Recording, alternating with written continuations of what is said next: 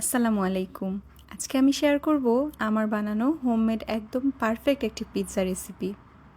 প্রথমে একটি পরিষ্কার পাত্রে আমি 1 কাপের মতো কুসুম গরম পানি নিয়ে নিচ্ছি। 1 চা চামচের মতো চিনি দিয়ে খুব ভালো করে মেল্ট করে নিতে হবে। এরপরে ইস্ট দিয়ে ভালো করে মিশিয়ে নিয়ে এটাকে ঢেকে কিছুক্ষণের জন্য রেস্টে রেখে দিতে হবে।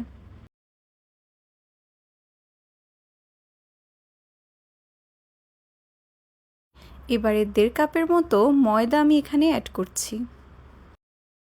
এতে সামান্য লবণ দিয়ে ভালো করে ডোটা বানিয়ে নিয়ে রেস্টে রেখে দিতে হবে আবারও। এবারে পিৎজার সসটা বানানোর জন্য আমি এখানে রসুন এবং শুকনা মরিচ ভালো করে কেটে নিয়েছি।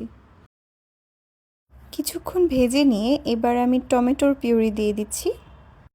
এতে স্বাদমতো লবণ এবং ধনিয়া গুঁড়া অ্যাড করছি। মরিচের গুঁড়া এবং সামান্য চিনি অ্যাড করছি। ভালোভাবে নেড়ে নেওয়ার পরে যখন পানিটা শুকিয়ে আসবে তখন এতে আমি সস ইউজ করছি। এই তো খুব ঝটপট পিৎজা সস রেডি। এটা খেতে কিন্তু ভীষণ মজা। আপনি চাইলে ফ্রিজেও কিছুদিন সংরক্ষণ করে রেখে দিতে পারবেন। পিৎজার ডোটা যখন এরকম ফুলে যাবে তখন আমরা পিৎজাটা বানিয়ে ফেলবো। তার জন্য একটি প্যানের মধ্যে আমি ডোটাকে বিছিয়ে নিচ্ছি। একটি কাঁটা চামচের সাহায্যে এরকম করে নিচ্ছি। এবারে পিৎজার সসটা খুব ভালোভাবে পিৎজাটার সাথে মিশিয়ে নিচ্ছি। ইনগ্রিডিয়েন্ট হিসেবে আমি এখানে চিকেনটাকে আগে থেকে ভেজে নিয়েছি। ক্যাপসিকাম এবং পেঁয়াজে আমি সামান্য লবণ দিয়ে মেখে নিচ্ছি। প্রথমে চিকেনটা ভালো করে স্প্রেড করে দিলাম।